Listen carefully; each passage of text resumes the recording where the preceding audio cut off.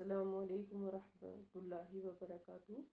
رب اشرح لی صدری ویسر لی امری واحلل عقدۃ من لسانی یفقہوا قولی۔ ربنا زدنا علما اللہم فقہنا فی الدین۔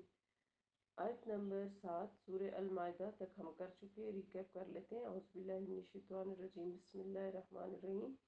یا ایھا الذین آمنوا اذا قمتم الی الصلاۃ فاغسلوا وجوہکم وایدیکم الی المرافق وامسحوا برؤوسکم وارجلکم الی الکعبین وان کنتم جنبا فطہروا ان کنتم مرضی او علی سفر او جاء احد منکم من الغائط او لامستم النساء فلم تجدوا ماء فتیمموا صعیدا طیبا فامسحوا بوجوہکم وایدیکم منہ ما یرید اللہ لیجعل علیکم من حرج ولکن یرید لیطہرکم ولیتم نعمتہ علیکم لعلکم تشکرون۔ اے ایمان والو، جب نماز ادا کرنے کے لیے اٹھو تو پہلے اپنے منہ اور کہنیوں تک ہاتھوں کو دھو لو، یعنی وضو کے احکامات دیے جا رہے ہیں۔ اپنے سروں کا مسح کر لو اور اپنے پاؤں ٹخنوں تک دھو لو، اور اگر جنابت کی حالت میں ہو تو نہا کر طہارت حاصل کرو۔ ہاں، اگر تم مریض ہو یا سفر میں ہو، یا تم میں سے کوئی شخص رفع حاجت کر کے آیا ہو، یا تم نے عورتوں کو چھوا ہو اور پھر تمہیں پانی نہ مل رہا ہو تو پاک مٹی سے کام لو، پھر اس سے اپنے چہروں اور ہاتھوں کا مسح کرو۔ اللہ تم پر زندگی کو تنگ نہیں کرنا چاہتا، بلکہ وہ تو یہ چاہتا ہے کہ تمہیں پاک کرے اور تم پر اپنی نعمت پوری کرے تاکہ تم اس کے شکر گزار بنو۔ اور اللہ کے اس احسان کو یاد کرو جو اس نے تم پر کیا، اور اس پختہ عہد کو بھی یاد رکھو جو اس نے تم سے لیا جبکہ تم نے سمعنا و اطعنا، ہم نے سن لیا اور اطاعت قبول کی کہا۔ اور اللہ سے ڈرتے رہو کیونکہ اللہ دلوں کی باتیں بھی خوب جانتا ہے۔ آج کی آیت نمبر 8۔ یا ایھا الذین آمنوا کونوا قوامین للہ شہداء بالقسط ولا یجرمنکم شنآن قوم علی الا تعدلوا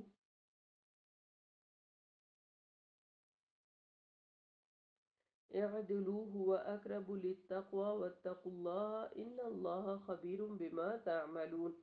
اے ایمان والو، اللہ کی خاطر قائم رہنے والے اور انصاف کے ساتھ گواہی دینے والے بنو۔ کسی قوم کی دشمنی تمہیں اس بات پر مشتعل نہ کر دے کہ تم عدل کو چھوڑ دو۔ عدل کیا کرو، یہی بات تقوی کے قریب تر ہے، اور اللہ سے ڈرتے رہو۔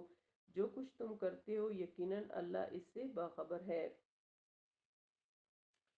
تو یہاں پر کہا جا رہا ہے کہ دشمن قوم پر بھی گواہی میں انصاف برتو۔ پہلے سورہ نساء کی آیت نمبر 135 میں اس سے ملتا جلتا مضمون گزر چکا ہے کہ تم اللہ کی خاطر انصاف پر قائم رہو، گواہی دیا کرو، خواہ یہ گواہی تمہارے اپنے خلاف جا رہی ہو یا تمہارے والدین اور اقربا کے خلاف جا رہی ہو۔ یہاں پر اس آیت میں یہ سمجھایا جا رہا ہے کہ تم سابقہ دشمنیوں اور قبائلی عصبیتوں سے بالکل بے نیاز ہو کر انصاف کی گواہی دیا کرو۔ کسی شخص کی یا کسی قوم کی دشمنی تمہاری گواہی پر یا تمہارے عدل و انصاف پر ہرگز اثر انداز نہیں ہونی چاہیے۔ اس کی واضح مثال اس انصاری کا واقعہ ہے جس نے کسی مسلمان کی ایک زرہ چرا لی اور ایک یہودی کے پاس امانت رکھ دی۔ یہ واقعہ سورہ نساء کی آیت 107 کے تحت بیان ہو چکا ہے۔ مالک یہ مقدمہ رسول اللہ صلی اللہ علیہ وسلم کی عدالت میں لے گیا۔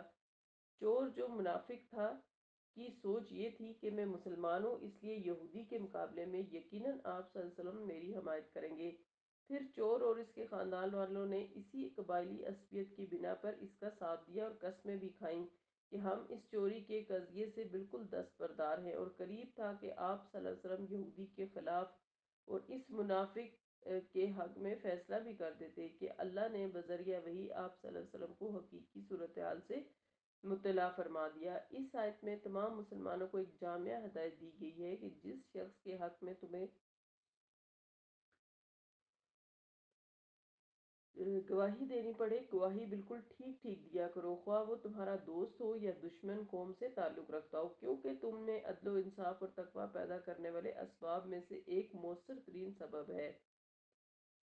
اور تمہیں شہادت دیتے وقت ہر لمحہ یہ ملحوظ خاطر رکھنا چاہیے کہ جو کچھ تم کہو گے اللہ سن رہا ہے، اور جو کچھ کرو گے اللہ اسے دیکھ رہا ہے۔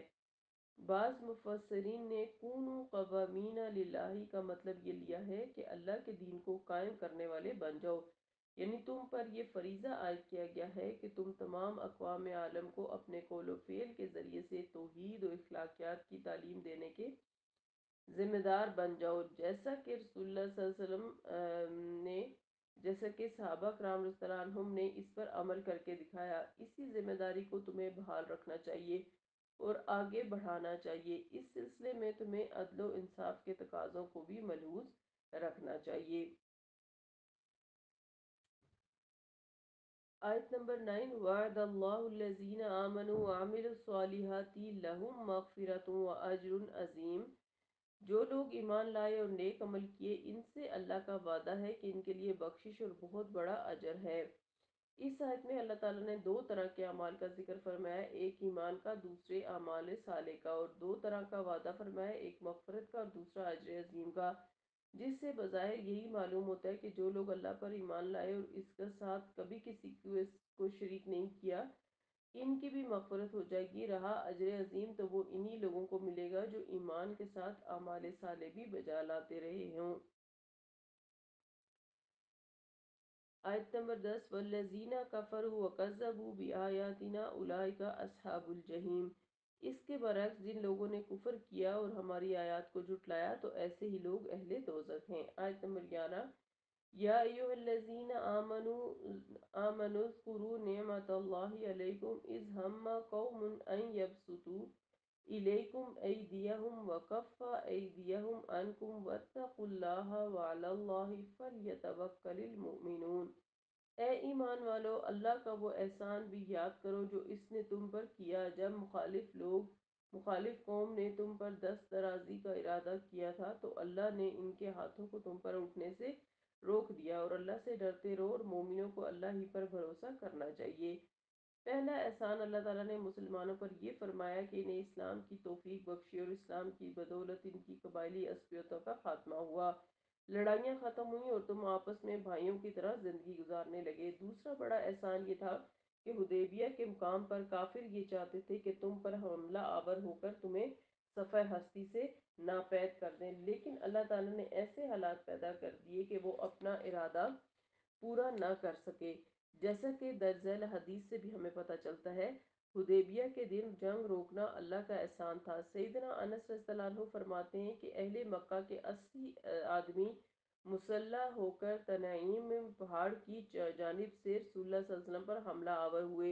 وہ یہ چاہتے تھے کہ آپ صلی اللہ علیہ وسلم اور آپ صلی اللہ علیہ وسلم کے اصحاب غافل ہوں تو حملہ کر دیں۔ آپ صلی اللہ علیہ وسلم نے انہیں پکڑ کر قید کر لیا، پھر انہیں چھوڑ دیا تو اللہ عز و جل نے یہ آیت نازل فرمائی۔ صحیح مسلم کی یہ حدیث ہے۔ دوسری حدیث ہے کہ سیدنا سلمہ بن اقوع رضی اللہ عنہ کہتے ہیں کہ میرے چچا عامر نے قبیلہ ابلاد کے ایک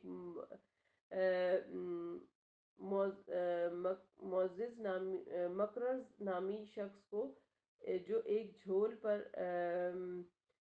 پڑے ہوئے گھوڑے پر سوار اور 70 مشرکوں کا ساتھی تھا، گھیر کر رسول اللہ صلی اللہ علیہ وسلم کے پاس لے آئے۔ آپ صلی اللہ علیہ وسلم نے ان مشرکوں کی طرف دیکھا، پھر فرمایا انہیں چھوڑ دو۔ عہد نامہ حدیبیہ کی بدعہدی کے گناہ کی ابتدا بھی انہوں نے کی اور تکرار بھی انہی سے ہوئی۔ پھر رسول اللہ صلی اللہ علیہ وسلم نے ان سے درگزر کیا اور اللہ تعالیٰ نے یہ آیت نازل فرمائی کہ وَهُوَ الَّذِي كَفَّ أَيْدِيَهُمْ عَنْكُمْ وَأَيْدِيَكُمْ عَنْهُمْ بِبَطْنِ مَكَّةَ مِنْ بَعْدِ أَنْ أَظْفَرَكُمْ عَلَيْكُمْ وَكَانَ اللَّهُ بِمَا تَعْمَلُونَ بَصِيرًا۔ یہ صحیح مسلم کی روایت ہے۔ اگرچہ مدرجہ بالا حدیث سے یہی معلوم ہوتا ہے کہ یہ آیت صلح حدیبیہ یا اسی کے گرد و پیش حالات کے متعلق نازل ہوئی ہے، تاہم دور نبوی میں کئی بار ایسے موقع پیش آتے رہے کہ کبھی کبھار کفار مکہ نے جنگ کے ذریعے سے اور کبھی یہودیوں نے سازشوں کے ذریعے سے اسلام کو ختم کرنے کی کوششیں کی، پھر کبھی تو اللہ تعالیٰ نے وحی کے ذریعے سے مسلمانوں کو دشمنوں کی سازشوں سے مطلع فرما دیا، اور کبھی حالات ایسے پیدا کر دیے کہ کافروں کو حملہ آور ہونے کی بالکل جرأت نہ ہو سکی۔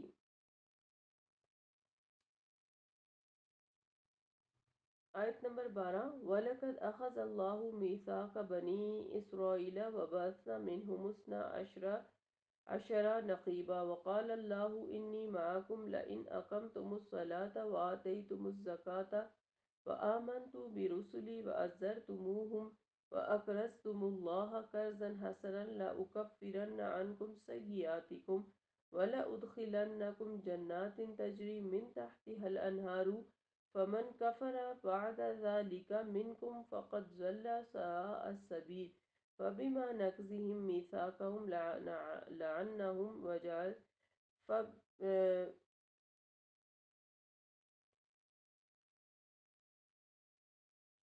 فمن کفر بعد ذلك منکم فقد ضل سواء السبیل۔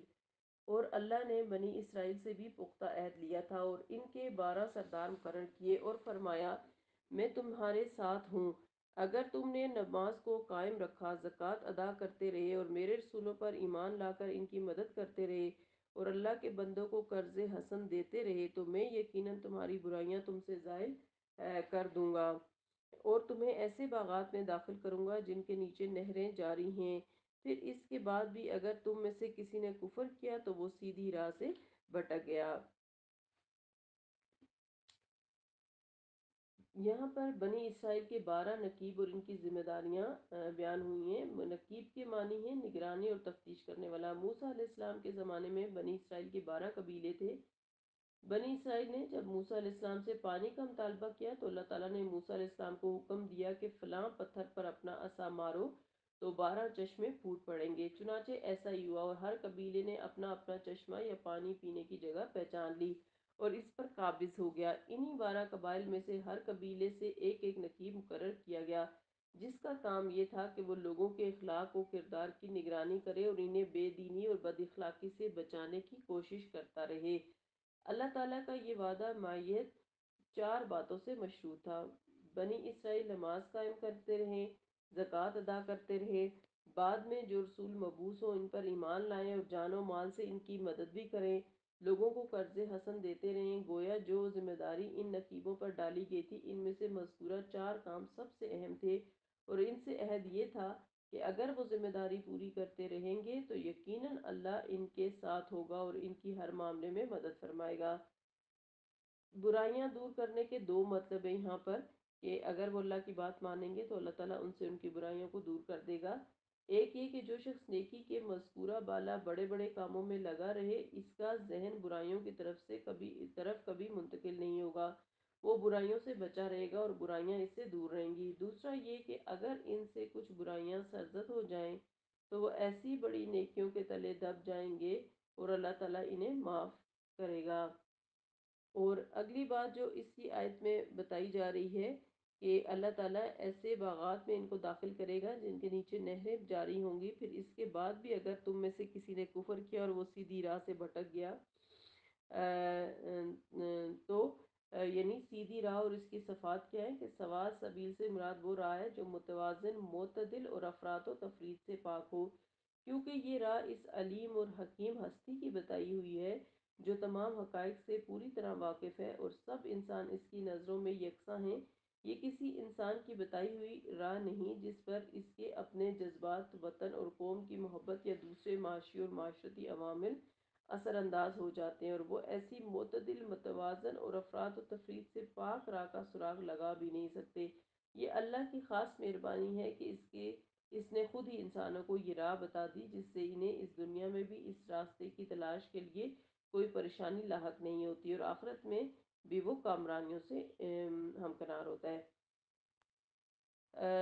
یہاں جو آیات شروع کی ہیں ہم نے آیت نمبر 12 سے بنی اسرائیل کا واقعات شروع ہو گئے ہیں، لیکن اس سے اگلے واقعے کو ہم انشاءاللہ اگلی کلاس میں دیکھیں گے۔